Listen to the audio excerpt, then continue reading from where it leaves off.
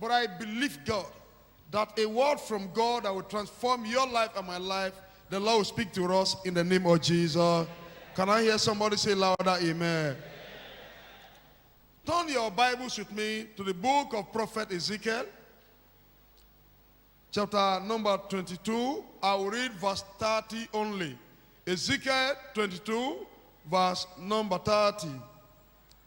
Bible says, and I sought for a man among them who should build up the wall and stand in the breach before me for the land, that I should not destroy it. But I found none. Man in God's glorious agenda. Let me start by saying this to us. The original purpose of God for man is that God is looking for men and women that will be conformed to the image of Christ. God is looking for men that God can be proud of. God is looking for men that are fast. F-A-S-T, men that are fast. And when you look at the acronym for the word fast, God is looking for men that are faithful. God is looking for men that are available. God is looking for men that are submissive and men that are teachable. Are we together, church? Are we together, please? God is looking for a man. A man. Bible says, I'm looking for a man that will stand in the gap so that I will not destroy the land. And God said, I found none. But amongst us today, I pray you will be available. God is looking for men that are faithful, men that are available, men that are submissive, men that are teachable. Some are faithful, but they are not available. Some are faithful, they are available, but they are not submissive, they are not teachable. So God is looking for men that God can be proud of. God is looking for men that can stand in the gap and declare unto this generation that Christ is King. And if you look at the program, I said God is looking for men who can reach out, men that will receive and release the best to the Lord. God is looking for men that will give God the best, not the left out. God is looking for men that will receive from God and at the same time give the best unto God. God is looking for men that are dependable and reliable. Please read from that program in your hand. And I've discovered from the Bible that since the inception of the world, men have always been God's method. Man has always been God's instrument. We have always been God's battle axe to carry out his purpose, to carry out his plan and program in all generations. Study your Bible from Genesis down to Revelation. Man has always or have always been God's method, God's battle axe to carry out his agenda in every generation. Why men? Why men? I was studying the Bible over the night and I discovered that God is looking for men. Why? Why men? When you study the Bible, we discover that man was created in the image of God. So man, we owe our existence to God. Are we together, church? Genesis chapter number 1, verse number 26 says, God said, come, let us make man in our own image. So man was created in the image of God. And what is that telling you and myself? You owe all your existence to God. On your own, you owe nothing. On my own, I have nothing to boast upon. Our existence is on God. So number 2, why God is looking for man. Man is the head of God's creation. We are the head of God's creation. Proverbs, the book of Psalm 8, Psalm 8. When you read from line number 3 down to line number 8, Bible tells us that what is man, that thou art mindful of him, and the Son of Man, that thou thinkest of him. Bible says we are created a little lower than the angels, but we are made the crown of all the creation. So when you study the Bible, man, we are the head of God's creation. when you also study the Bible, man is the leader of his home, the leader of the church, the leader of this society. So God is looking for man. And all through the ages, God is looking for a man among men. I want to pray for somebody here today. Among men, God will make us a man. Shout louder, amen. Man occupies the position of authority and power. Man is a small god to other creature. Men are the pillar of the church. Men are the head of the home. So when you study the Bible, God has been searching for a man that God can depend upon. Study your Bible. As I was studying my Bible, I discovered that in every age, in every generation, there has always been a man that will stand for God. Although others may not stand for God, others may deny Christ, others may not carry out their assignment faithfully, but God has always found a man among every generation. That's why I want to pray for you today. In this generation, you will be available. Amen. Say louder, amen. A study of Genesis to Revelation shows how God's hand was on one man in an era, and as a result, history is made. Great crusade, citywide revival, mass meeting that got the attention of the entire country or community by just one man. The hands of God upon a man make the difference. The hands of God upon anybody makes the difference. Search your Bible. In the days of Noah, the generation was godless. All of them, they were going their own way. But in that generation, God found a man in Noah. Hear me, everyone in the house. Among men, God will make us a man. Amen. Say louder, amen. In Genesis chapter 6, when you look at verse number 9, Bible says Noah feared the Lord. Noah was godly in his generation. Noah was upright. Although the generation were godless, they were not serving God. But God saw a man in Noah. So to preserve that generation from deluge, from destruction, God picked Noah in that generation. Search your Bible. To build a nation for his namesake, he called Abraham. In Genesis chapter number 12, when you read from verse number 1 to 2 or to 3, the Bible says, God said unto Abraham, leave your father, leave your household, leave your kindred, go to a land that I will show you. In obedience, Abraham listened to the voice of God.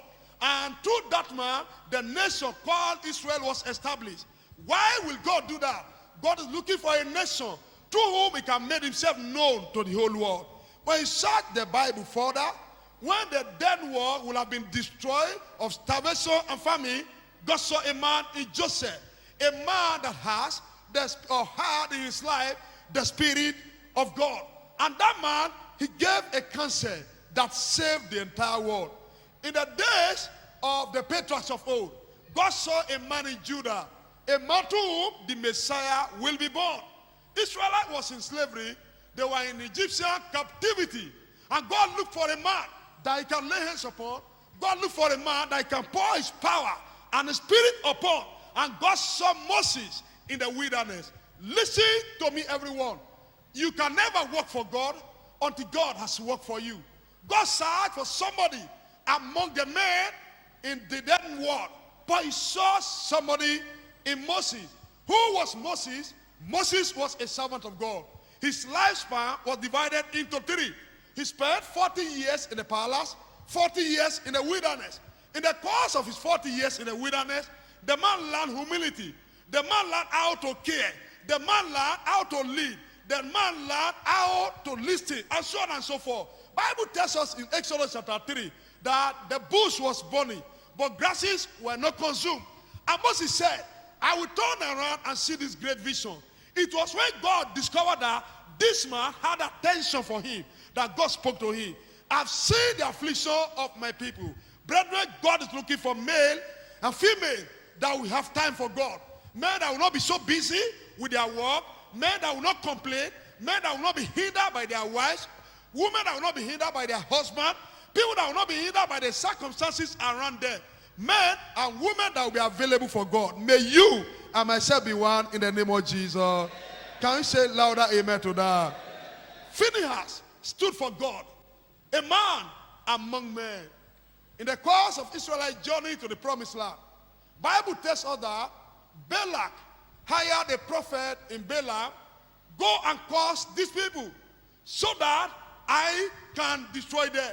But because they were chosen of the Lord, because the people were anointed of the Lord, Bible tells us that instead of cursing, the man was pronouncing a blessing upon them. And at that time, Balak gave a counsel. What was the counsel? He said unto Balak, the king, introduce ladies to them, let them start sleeping with foreign girls. And the moment Israelites did that, God's anger was upon them. But amidst that trouble, God saw a man in Phinehas. Phinehas stood for God. He fought the battle of the Lord. He stood for the truth. My prayer for all of us is that we shall stand for the truth. Say louder, amen. Elijah led a crusade at Mount Carmel. He said unto them, how long has you between two opinions? The God that answers by fire, let him be God. God is looking for an Elijah amongst us. God is looking for a Deborah among us. God is looking for a man that will stand in the gap. A man that will say no to all ungodliness. A man that will be faithful. A man that God can trust. A man that God can depend upon. A man that God can pour his power and spirit upon. That will go into all the land and say, Jehovah is God. May you and myself be that man. Can you say louder, amen? Elijah challenged them. The God that answers by fire, let him be God. But before that time, the man had waited upon the Lord for a long time and was able to challenge the Ahab. I was telling them in one camp program recently, and I said, Nigeria, we are looking for an Elijah in this generation. Not pastor that will go to Aso Rock to beg for food and money. Not pastor that will be begging for recognition and attention. Not men that will be begging to go into government offices because of what they are looking for. God is looking for an Elijah who will be able to challenge the Ahab of our days. Somebody is there in Kaduna and messing up with the name of Christ. And unfortunately, nobody can challenge him. We are looking for an Elijah. We are looking for a prophet. Even in this community, God is looking for a man. God is looking for a woman that will stand for God and stand for him alone. God is looking for a David in our generation. Who was King David? He was a teenager that stood for God. He was a teenager that risked his life for God. He was a teenager who concluded that I am going to take that risk. He risked his life for God. And may I share this to you, if you are not ready to risk things for the Lord, you can never rise, you can never be his servant. The man took the risk, he confronted Goliath and conquered Goliath. God is looking for a Daniel that will go into the king's chamber and tell the king the counsel and the mind of God. God is looking for a John in our generation. May we be that person in the name of Jesus. Can we say louder, amen? But may I share this to you? God is looking for a man, but not just anyhow man. No, not a riffraff. God is looking for people. And from my research, a man or man that God uses must be a man of genuine conversion. Listen to me. The man God uses must be a man with what? Genuine conversion. A man that must have gotten a Peniel experience. A man that must have gotten Damascus Road experience. Listen to me. One may be zealous for the Lord and not know the Lord. Are we together? Church, are you listening to me? It is possible to be zealous. It is possible to be a pastor, to be an elder, to occupy one position in the church, to be a singer. It is possible to be an usher, a communicant. Do whatever we can think about in the church and not being converted. Apostle Paul, at a time in his life, was zealous for the Lord. He was going about, going to places, all in the name of religion, until he had that Damascus Road experience. Brethren, one can be in the church and not be in Christ. So people that will work for God, man or woman that will work for God, must have been converted. Listen, I preached a sermon about 5 years ago during a communion service somewhere in Lagos. And I said, when you look at the cycle of Jesus, only 12 of them, Bible tells us that multitude followed Jesus. When they waited for Jesus to announce himself as the king of the Jew, and Jesus didn't do that. They came to him after they have eaten bread, after they have wine and dined, and they wanted to crown Jesus. But Jesus knew that that wasn't the reason why he came into this world. And he cleverly dodged them. And after that, we have about 170, 120, then 70. Then he preached a sermon in John chapter number 6. After preaching that sermon, multitude, they left Jesus. Remaining 12. And Jesus turned to the 12 and asked them, won't you go? Thank God for Peter. Peter said, no, you are the one that has the word of life. We are not going anywhere. Then among these 12, they were following Jesus for 3.5 years. But do know something?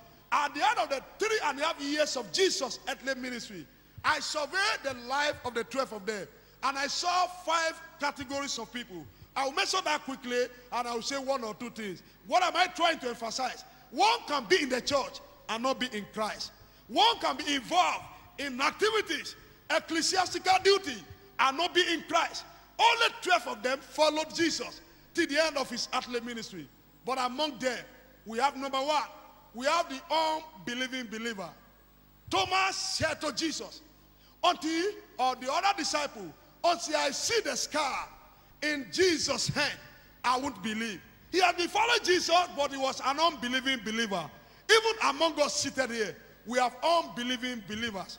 We are shouting the name of Jesus together. We are singing together. But you know that you are only bound with chains and fetters of religion. Your life is not better than the man of Gadarene. He was a man, a madman.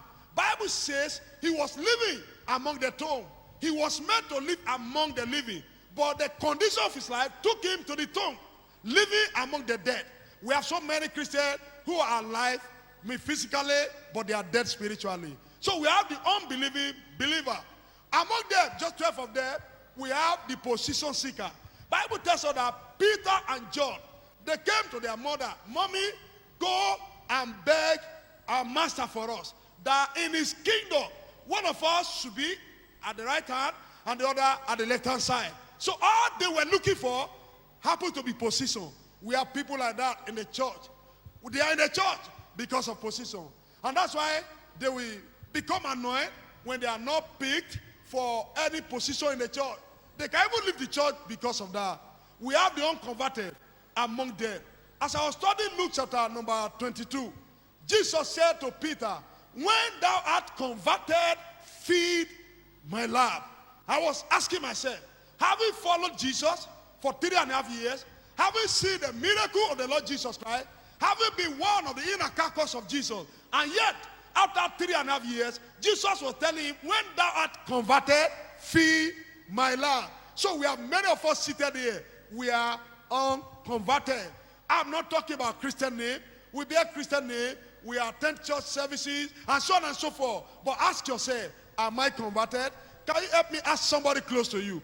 That person, are you born again? Are you converted? Can you help me ask somebody by your side? May the Lord help us in the name of Jesus. Say louder, amen. The man God uses must be converted. When I studied the Bible, I discovered that until we are transformed, the world will never be transformed. Until we are transformed, the world can never be transformed. As the husband of the house, until I am transformed, my family may not be transformed. And brethren, we are called to live a life of transformation, a life of holiness. Number 2, the man God uses must be a life of transparent holiness. You can only affect others by the power of your personal life. Church, are you listening to me? Please, am I speaking to you? I'm trying to summarize it because of our time. Man in God's glorious agenda. The man God uses must be a man of transparent holiness. Holiness in word. Holiness in deed. Holiness in action. Holiness in character. Holiness in everything. Why? the God we serve is a holy God. He said unto the children of Israel, hear, O Israel, the Lord your God is a holy God. In Isaiah 52, verse number 11, he said unto them, depart ye, come ye from among them, all ye that bear the vessels of the Lord. In 1 Peter chapter 1, verse 15 and 16, Bible says, as he who calls you and myself is holy, so God is expecting you and myself to be holy. Grace to live a holy life, God will give unto us in Jesus' name. The man God uses must be a man whose souls thirst for God. A man that his soul is thirsty for God. He's longing for God.